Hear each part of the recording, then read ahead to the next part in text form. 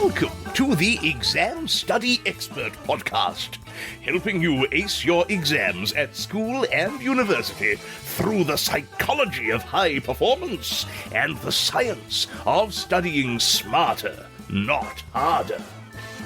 It's my pleasure to introduce your host, the Cambridge-trained memory psychologist and exam success coach, William Wadsworth. Hello and welcome back to the Exam Study Expert podcast and to the fifth and final instalment of this week's special series on high impact upgrades, the little changes and improvements that I suggest you might want to make to your study strategy that can reap massive rewards for how quickly you can make progress and the results you come out with at the end of it all. Today's suggestion is a simple one. Make sure you have the help and support you need. This may sound obvious, but it is such an important point, and it is absolutely a fitting conclusion to this little 5-part series. This is not only about getting you the help you need when you're stuck and when you're in trouble. It's also about preempting getting stuck or getting into trouble and seeking out additional support and guidance even when you're not having problems and you feel things are kind of ticking along okay. Because sometimes a nudge from a mentor or an experienced set of eyes can help you either find a more efficient way to achieve the same ends or perhaps even lift your standards so you find yourself able to aim for a whole new set of even more rewarding and fulfilling goals than you were aiming for before. Part of the reason this is such an important thing I want to remind you of is, well, let's face it, studying can often feel like quite a solitary game, can't it? Ultimately, you're going to be sitting that exam on your own, and for the most part, people tend to mostly study on their own. But being proactive about getting help and support is just honestly such a superpower. It's arguably the best shortcut of them all to success in life generally, not just studying. You know, you look at high performers in so many areas of life, in business, in sport, in the arts, performance, any area you look, so often when you dig into the success stories of these celebrated individuals that have reached the top of their game, they talk about the power of mentorship, the power of learning from those that have gone before them, and standing effectively on the shoulders of giants in helping them get to where they got to. And it doesn't matter what you're aiming for, whether you're aiming to do well in upcoming exams at school or whether you're aiming to be the best in the world in whatever field, it doesn't matter. The power of mentorship, the power of guidance is so universal and so potent.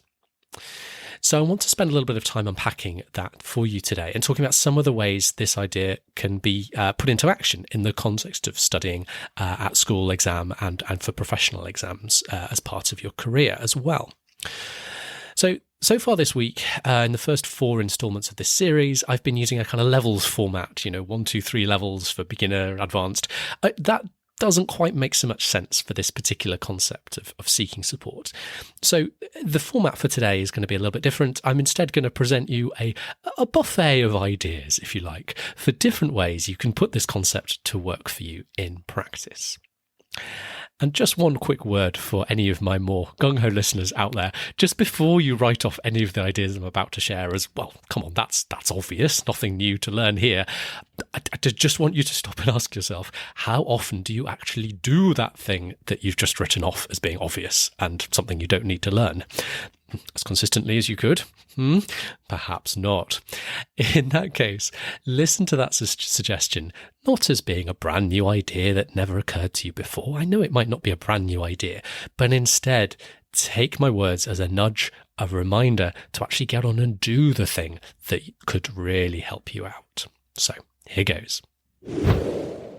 Number 1 is to take advantage of formal help offered by your teachers or professors.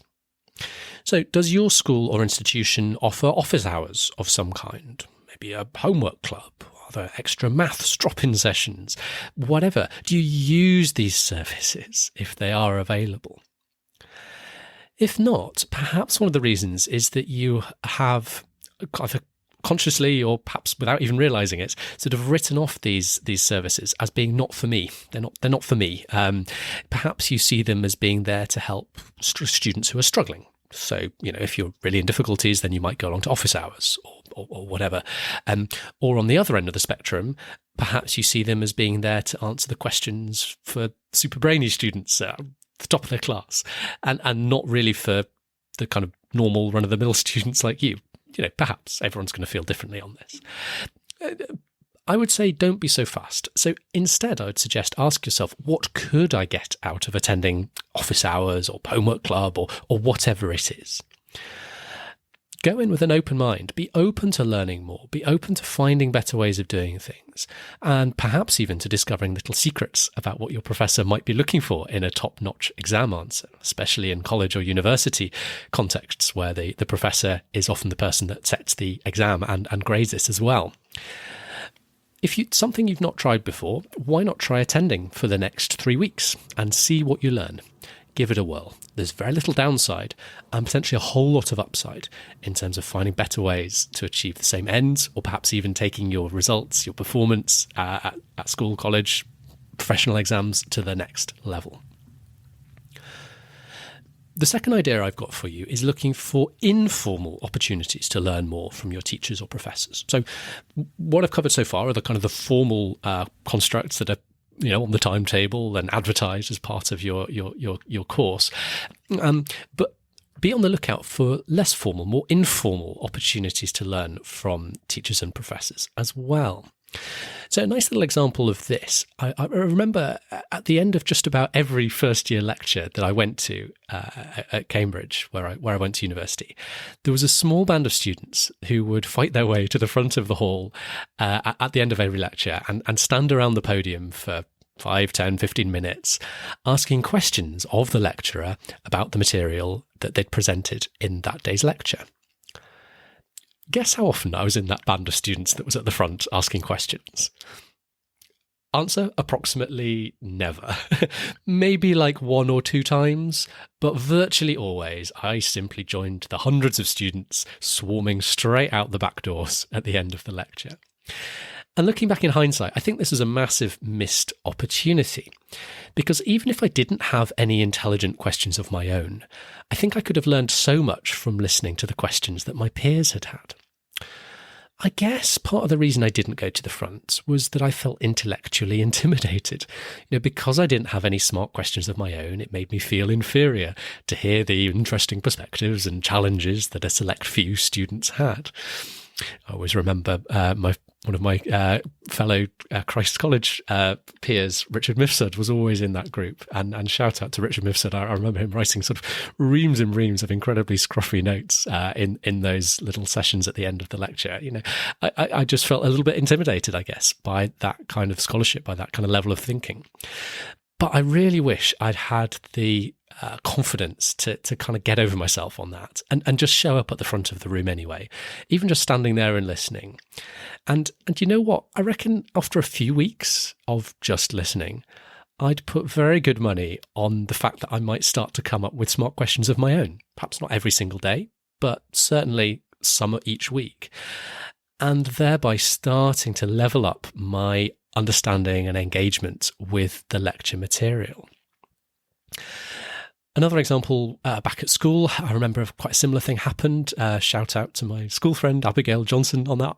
I remember she always came back from the Easter holidays with literally pages of questions, like 45, 50 questions for some of her teachers for some subjects. I remember like 45 questions on the chemistry course. It was crazy, in a really impressive way.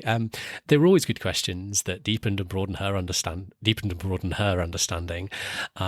She, for what it's worth, ultimately went on to land a place at Cambridge University as well. She was studying veterinary medicine, so she did pretty well from it all.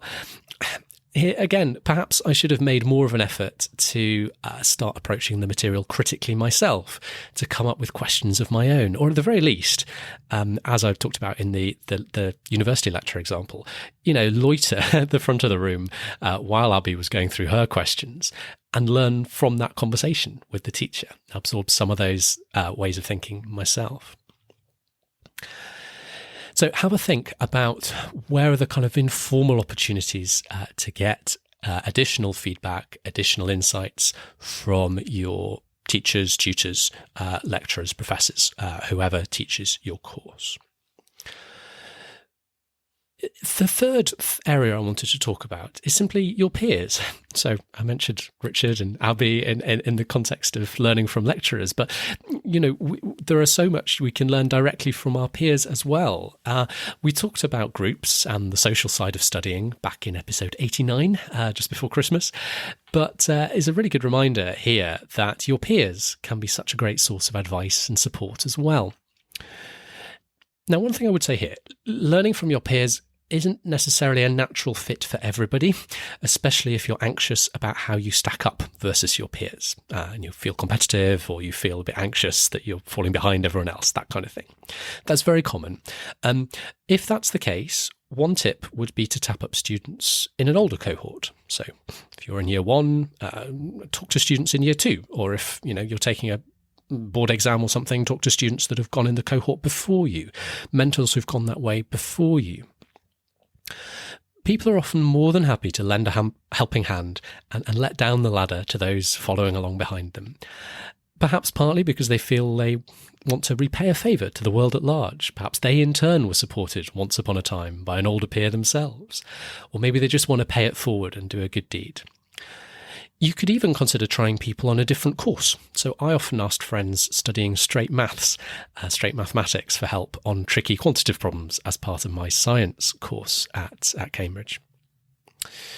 So peers is a really good one. And fourthly, my final point for this is look beyond your immediate contacts, your teachers or your peers, and look particularly to the world of the internet as being now the phenomenal source of advice and guidance it is on just about every subject under the sun. If your teachers or your peers don't deliver the goods, or you're in a situation where you don't even have a teacher or peers, you're studying for some kind of professional exam and you're pretty much on your own, then at least you do have the world of blogs, podcasts, YouTube videos, books, online courses, and so much more at your disposal. These days, it's not so much the availability of information, it's so much as being able to find the bits that matter to you most, knowing where to look for the best stuff. When it comes to subjects like maths, sciences, engineering, sites like Khan Academy have some really good explainer videos. Even good old YouTube for most subjects has some decent coverage. Beyond that, you might have to do some of your own research to find the best sites for your specific needs. One thing that can be quite helpful in your search is setting aside a little budget and having that available to invest in the best learning resources that you find from trusted experts in the fields. While you can often get a long way with free materials, sometimes investing a few dollars in premium resources can help you shortcut to the right information, get more depth or more clarity, more succinctness, rather than having to wade through all the free stuff and pick through it all to find the right points for you. You get access to it all, the right things you need to know, all in one clear package. Sometimes you even get access to tutors or mentors as part of premium resources. One way I've used this in the past was actually not so much in an academic context. What comes to mind was when I was coming out of university and I wanted to be a strategy consultant. And I had a round of interviews around Christmas time in my final year at university, and they went terribly. They went absolutely awfully. I didn't get a single next round offer based on that round of interviews. So I went away and I did some reading and research about how to interview to be a strategy consultant. And there was one site in particular that I found. It was run by a gentleman called Victor Cheng. The name may be familiar to some of you if you're interested in being a strategy consultant. And he provided a combination of both some free materials, which I did use, and then I did also invest in some of his premium materials as well. And by gosh, I'm glad I did. They were just so good, so in depth. So clear, so insightful, and I put that down to what ultimately led me to getting my offer to be a strategy consultant in the next round of interviews that I went for. I had a successful career in strategy for quite a few years before I went on to found Exam Study Expert. This all sets me up quite nicely to wrap up this episode with a little plug for my own premium learning resource, the Study Smarter Network. You may have heard a little bit about this over the past few days, but I just want to recap a couple of the key ideas from the network and warmly invite you to come join it. So if you've learned a thing or two from me via my freely available resources, either here on the podcast or perhaps over on the blog, folks, you just wait till you get a look at my premium stuff that you get access to inside the Study Smarter network. It's so good. I can't tell you. It's a heady blend of depth where it matters, but I've also kept all the teaching clear and succinct, like a really good TED Talk. So you don't have to, pick through whatever it is now on the podcast, 100 plus episodes to find the right ideas and strategies that will move the needle for you in your specific circumstances. All the key strategies and ideas will be clearly laid out for you on a platter in a Netflix-style library of premium self-study courses and lessons covering everything I teach: learning, memory, routine, procrastination, focus, exam technique, motivation, mindset, and more. I think you'll love the video teaching format I use in the Study Smarter network. I use rich, clear illustrations, charts, graphics, as well as interactive exercises that you can play along with to really bring the principles I teach to life and make it so easy to put them into action for yourself. All backed up by workbooks and fill-in-the-blank templates for things like your perfect study routine, your exam week plan, and much more. The video teaching format also allows me to go places I simply can't get to on the podcast, like the step-by-step walkthroughs I'm including in one of the courses in the Study Smarter Network, Total Memory Mastery, which includes, as a little part of that overall course, a tech vault, including video walkthroughs on how to get the most out of popular learning apps like Anki or Quizlet. And perhaps best of all, it's all underpinned by personalised feedback and guidance from me. Regular office hours are included as part of your Study Smarter Network membership. So come along, ask me questions about what you're doing, about what's going to be the best approach for you in your specific circumstances. Come along, seek guidance when you get stuck, or come simply show me what you're doing. Show me your study plan, your routine, or your learning materials, and get some really pointed hints and tips on how to optimize it or tweak it to make sure you're getting the best results and making the fastest progress. I've been getting fantastic results for students at school or university or professionals preparing for exams for years. And I think the reasons I'm able to be such an effective guide for people now are that, well, firstly, I deeply understand the underlying science of memory, productivity, and motivation. And moreover, I have not only lived putting those ideas into action myself, but I've also now had close hand experience of helping literally hundreds of students, helping them apply those ideas for themselves to their own unique circumstances. So while I acknowledge everyone is slightly different, I don't care what course you're studying, whether it's GCSE Spanish age 15 or your general surgery board certifications age 50. I don't care what kind of learner you are, whether you've got dyslexia and ADHD or whether you breezed through Harvard with honours. And small aside, those last two aren't mutually exclusive, by the way. It's perfectly possible to graduate from Harvard with honours as someone with dyslexia and ADHD, but, that's a story for another time. It doesn't matter what your unique circumstances are. In sum, I've seen so many students now that frankly, I'd be an idiot if I didn't see the patterns about what's going to work best for different people in the different sorts of circumstances you're presenting with. I can help you out with all that and shortcut you right to the things that are going to be most relevant, most helpful for you when you come and engage with me as part of office hours. I am passionate about supporting you in making your exam prep easier, less stressful, and ultimately more successful, as measured by you walking out of the process with results that truly put a smile on your face as you open that all-important email or envelope with your exam scores inside. Any good mentor in any walk of life is able to help you shortcut your way to your best possible performance, and that's exactly what I'd love to be able to do for you as a member of the Study Smarter network. So do yourself a favour, get yourself the guidance you deserve to ace your exams the smart way this year by heading over to examstudyexpert.com/network and beginning your journey in the network with us today. I really look forward to supporting you inside the Study Smarter network very soon. That's over at examstudyexpert.com/network. And with that, that concludes our little 5-part series on high-impact changes you can make to your study system. I hope you found the program helpful. Thank you so much for listening to today, to the whole series, if you've caught all 5 parts. And as always, I sincerely want to wish you every success in your studies.